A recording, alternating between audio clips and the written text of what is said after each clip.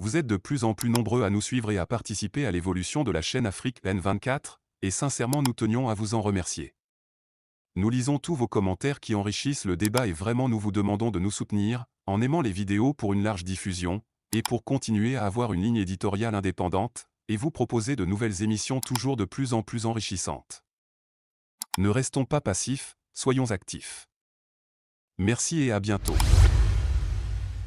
Nigeria. L'armée s'excuse pour le bombardement accidentel ayant fait 85 victimes civiles. Un drone de l'armée nigériane a tué au moins 85 civils, par inadvertance, dans une frappe effectuée dimanche, à Tudimbiri, un village de l'État de Kaduna situé dans le nord-ouest du pays. Le chef d'état-major de l'armée nigériane, le lieutenant-général Taorid Lagbaja, a présenté ses excuses pour le bombardement accidentel d'un drone, effectué dimanche, et qui a tué 85 civils dans un village de l'État de Kaduna. Lors de sa visite mardi dans le village bombardé, Lagbaja a qualifié l'attaque de drone de l'armée de l'air nigériane d'incident malheureux. Lagbaja a présenté ses excuses aux villageois et leur a promis de prendre toutes les précautions nécessaires pour éviter que de tels incidents ne se reproduisent lors des opérations militaires dans le pays.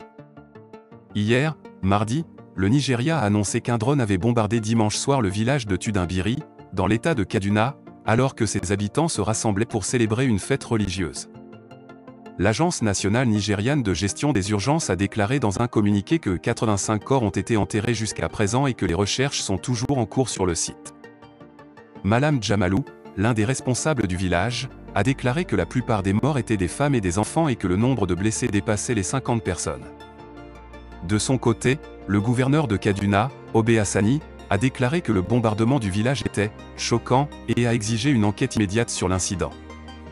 Pour sa part, le commissaire de l'État de Kaduna à la sécurité intérieure, Samuel Aruan, a expliqué que l'armée de l'air avait bombardé le village, par erreur, lors d'une opération régulière contre des terroristes dans la région.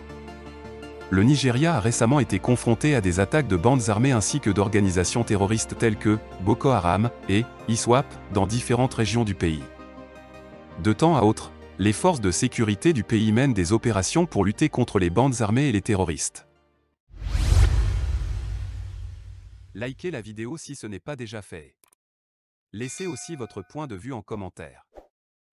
Abonnez-vous et cliquez aussi sur la petite cloche de notification pour ne rien rater de nos prochaines vidéos. N'oubliez pas de partager aussi la vidéo et de la liker.